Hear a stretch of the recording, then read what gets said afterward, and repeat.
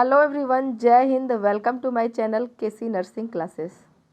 तो फ्रेंड्स, आज हम इस बुक से आपका कम्युनिटी हेल्थ नर्सिंग का पहला वीडियो बनाएंगे।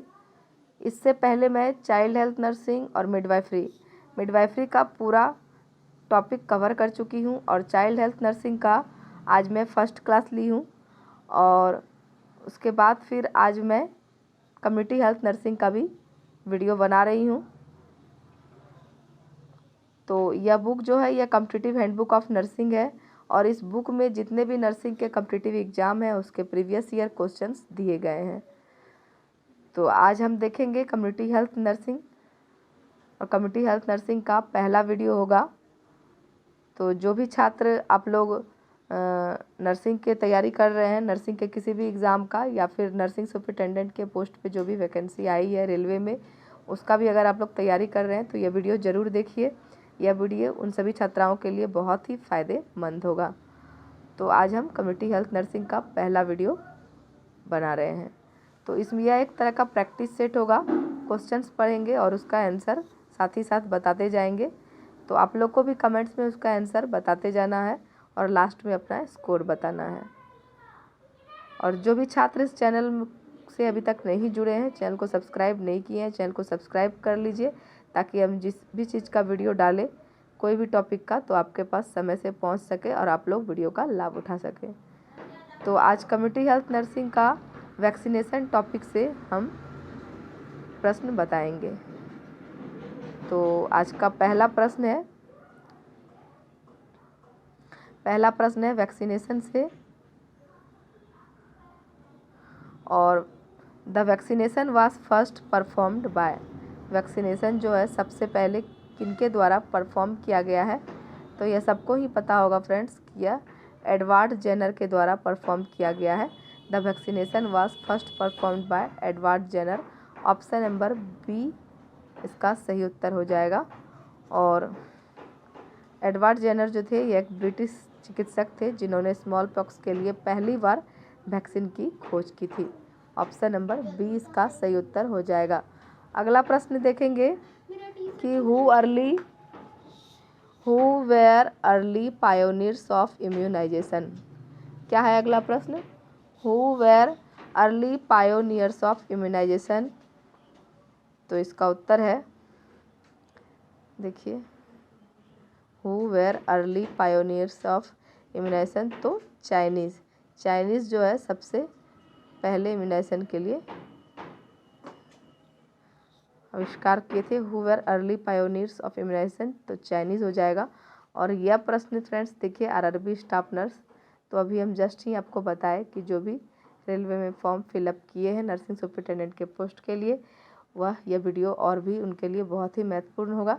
तो वह यह वीडियो ज़रूर देखिए और अंत तक बने रहिए।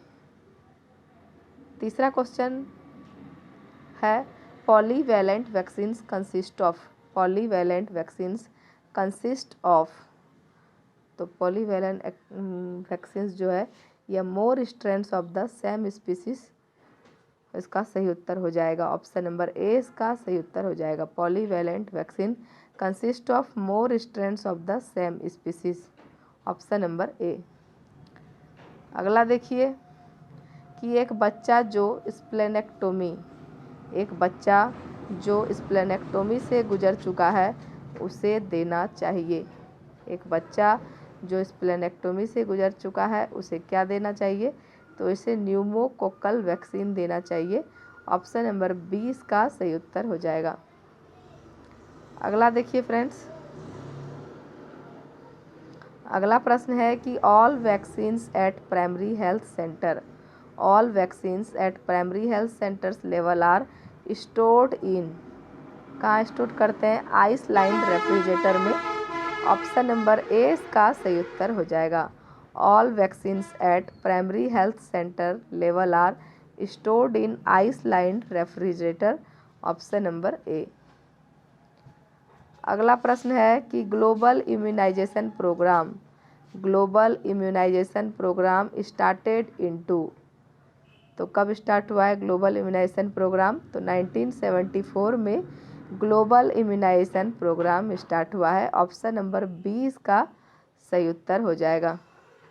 अगला प्रश्न है कि in India the universal immunisation programme was launched in the year. तो कौन से ईयर में यूनिवर्सल इम्यूनाइजेशन प्रोग्राम लॉन्च हुआ है? तो 1985। ऑप्शन नंबर 20 का सही उत्तर हो जाएगा। अगला प्रश्न है कि universal immunisation programme included immunisation of pregnant mother and children. Option number C इसका सही उत्तर हो जाएगा। अगला प्रश्न देखेंगे फ्रेंड्स कि how many disease are vaccinated according national immunisation schedule. How many disease are vaccinated according national immunisation schedule. तो 6 डिजीज। ऑप्शन नंबर सी इसका सही उत्तर हो जाएगा। आगे देखेंगे कि what is the route of administration of rota virus vaccine. Rota virus vaccine का क्या रूट होगा? तो ऑरल रूट से हम लोग रोटा वायरस वैक्सीन देते हैं। ऑप्शन नंबर डी इसका सही उत्तर हो जाएगा। अगला प्रश्न है यूनिवर्सल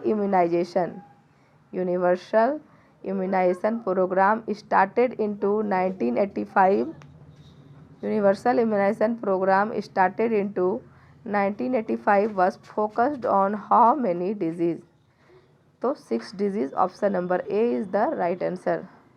अगला है EPI includes all vaccine except MMR. Option number B इसका सही उत्तर हो जाएगा। अगला प्रश्न है निम्न में से कौन सी vaccine expanded programme of immunisation का हिस्सा नहीं है? तो अभी सेम क्वेश्चन था प्रश्न, अभी सेम क्वेश्चन है, बस सिर्फ लैंग्वेज अंतर था कि ईएमआई जो आपको बताएं अभी, ईएमआई नहीं, EPI expanded programme of immunisation किसका हिस्सा नहीं है, कौन से वैक्सीन का? तो एमएमआर। ऑप्शन नंबर 20 का सही उत्तर हो जाएगा। अगला प्रश्न है कि small pox vaccine contents living virus.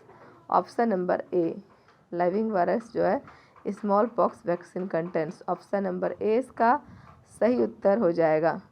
अगला देखेंगे कि last case of small pox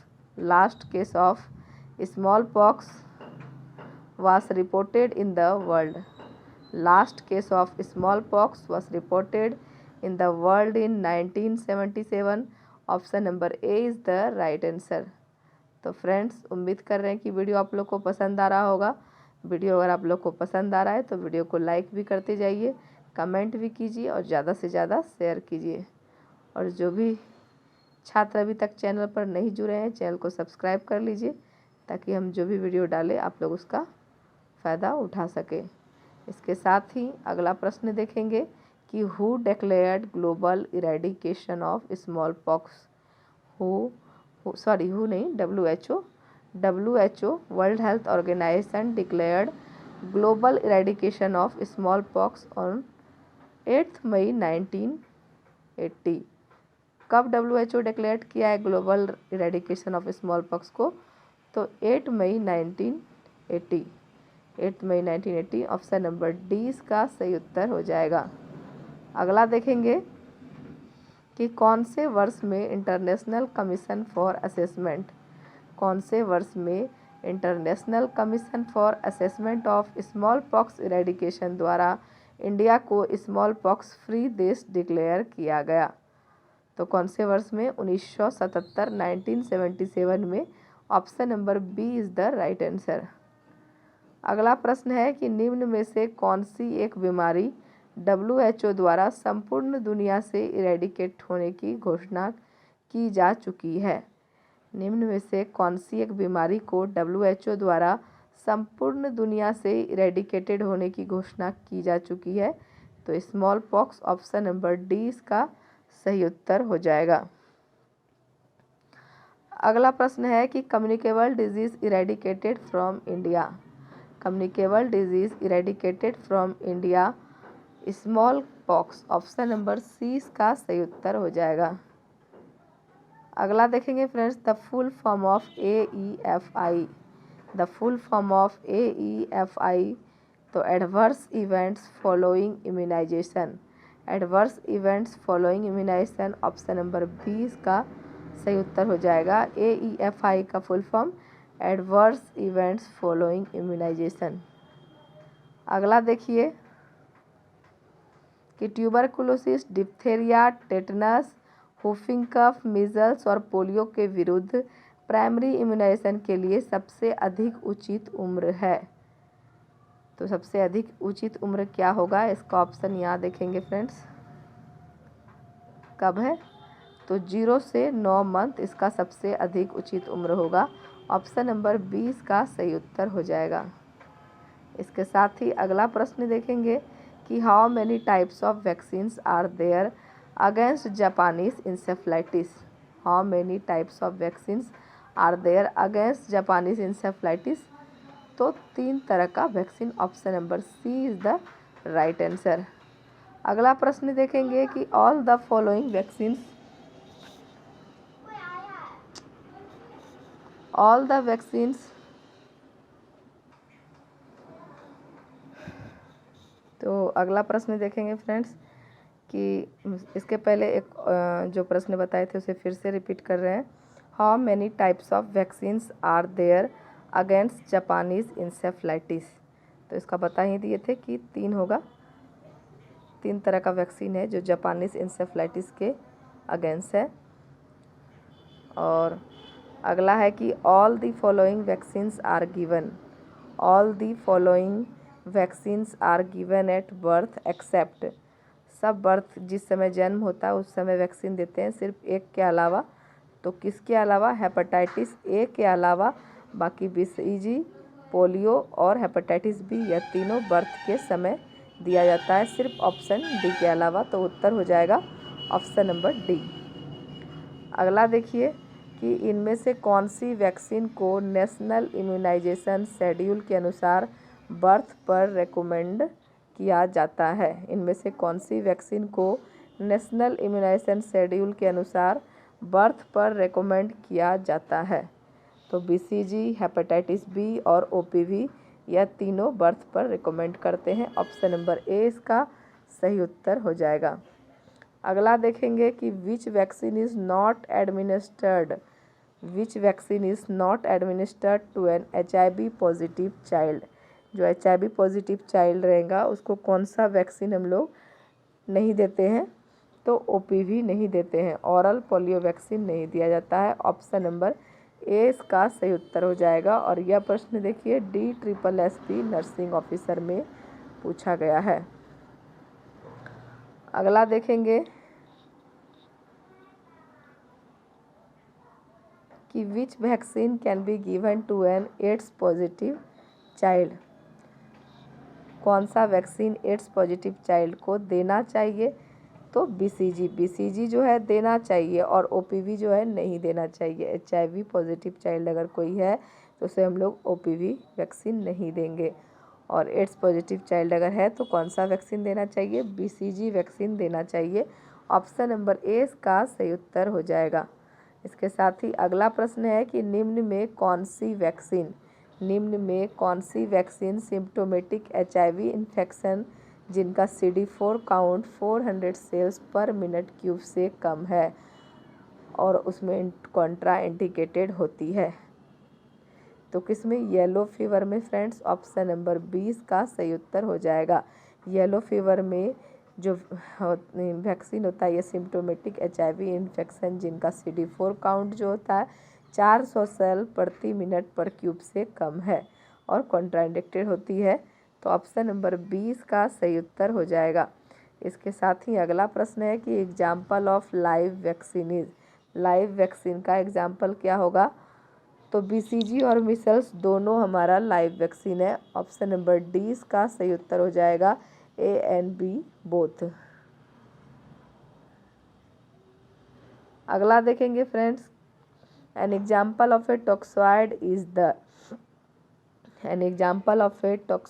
is the diphtheria vaccine. Diphtheria vaccine का जो है यह टॉक्साइड का एग्जाम्पल है। ऑप्शन नंबर 20 का सही उत्तर हो जाएगा।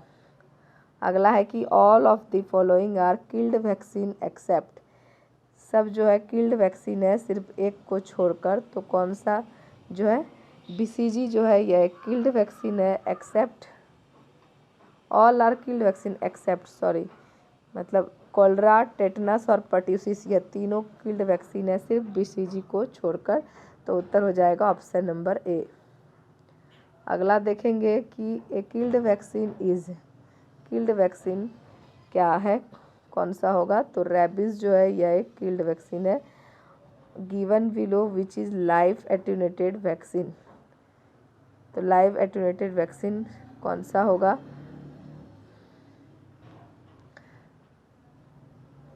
तो इसका उत्तर हो जाएगा बीसीजी। ऑप्शन नंबर डी इसका सही उत्तर हो जाएगा। Given below which is live attenuated vaccine, तो बीसीजी इसका सही उत्तर हो जाएगा।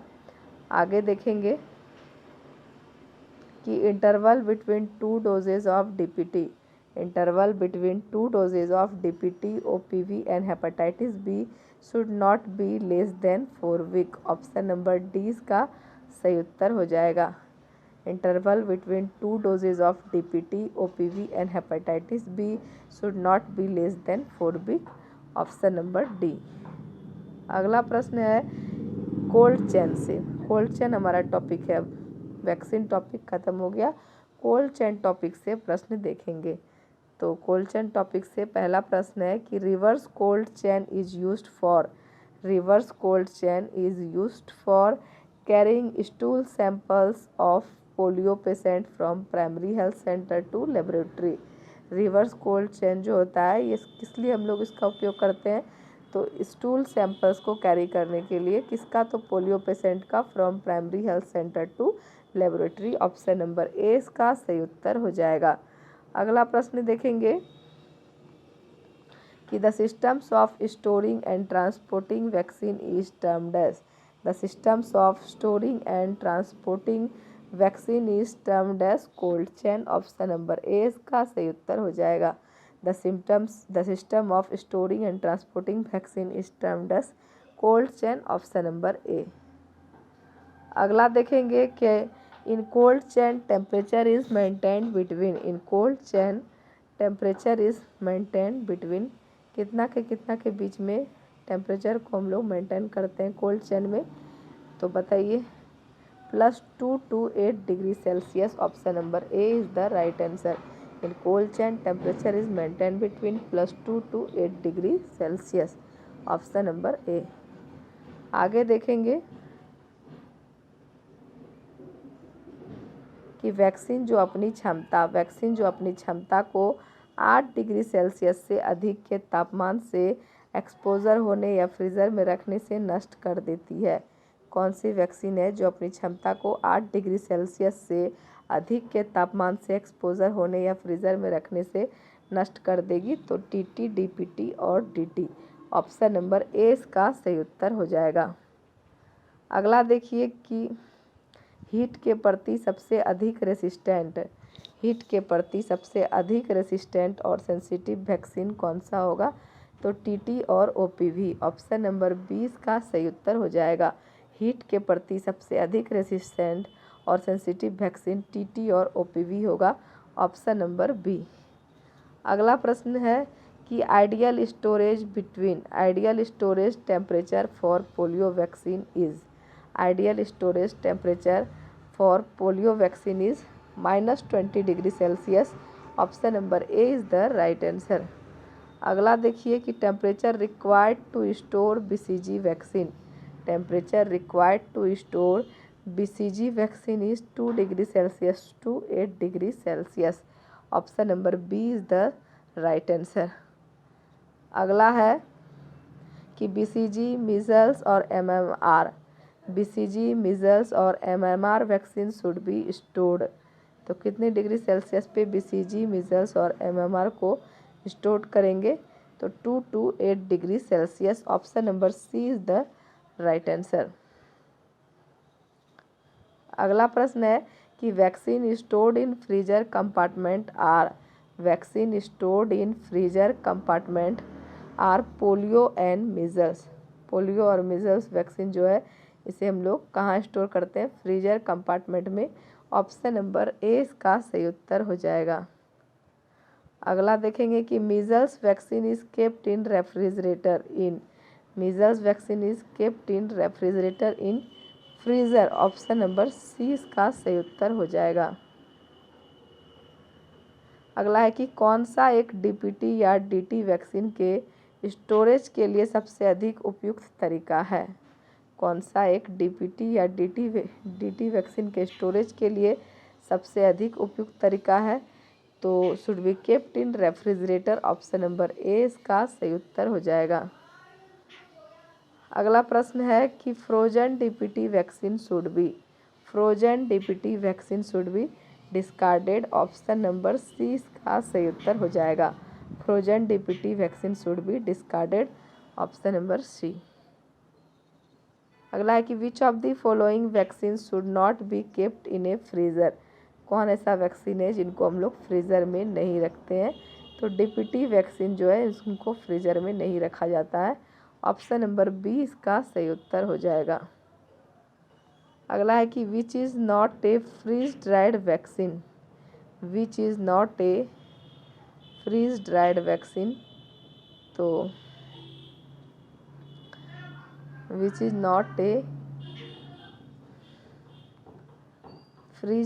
वैक्सीन। तो इसका उत्तर हो जाएगा डीपीटी जो है यह एक फ्रीज ड्राइड वैक्सीन नहीं है।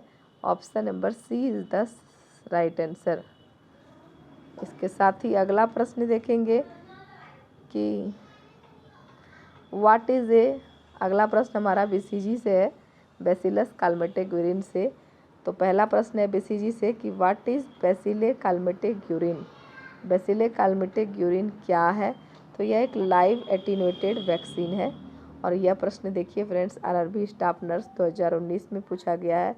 तो जिन भी छात्र ने नर्सिंग के फॉर्म भरे हैं रेलवे में नर्सिंग सुपरिटेंडेंट के पोस्ट पर, तो प्लीज़ आप लोग यह वीडियो ज़रूर देखिए। आप लोग के लिए यह वीडियो बहुत ही फ़ायदेमंद होगा और वीडियो के अंत तक ज़रूर बने रहिए। इसके साथ ही अगला प्रश्न बीसीजी का होगा कि which of the following syringe is used for BCG vaccine. तो ट्यूबरकुलिन सिरिंज जो है बीसीजी वैक्सीन के लिए हम लोग यूज़ करते हैं। Option number C is the right answer. और अगला प्रश्न और आज का अंतिम प्रश्न। फ्रेंड्स, हम रोज़ 50 क्वेश्चन कवर करेंगे। तो आज का अंतिम क्वेश्चन है site of BCG vaccination is left deltoid. Option number 20 का सही उत्तर हो जाएगा। तो फ्रेंड्स, उम्मीद करते हैं कि वीडियो आप लोग को बहुत पसंद आया होगा। और वीडियो अगर आप लोग को पसंद आया है तो वीडियो को लाइक कीजिए, कमेंट कीजिए और ज़्यादा से ज़्यादा शेयर कीजिए। और जो भी छात्र चैनल पर नए जुड़े हैं, चैनल को सब्सक्राइब कर लीजिए ताकि हम जो भी वीडियो डालें आप लोग को नोटिफिकेशन उसका समय से पहुंच जाए और आप लोग वीडियो का लाभ उठा सकें। तो धन्यवाद, मिलते हैं अगले वीडियो में।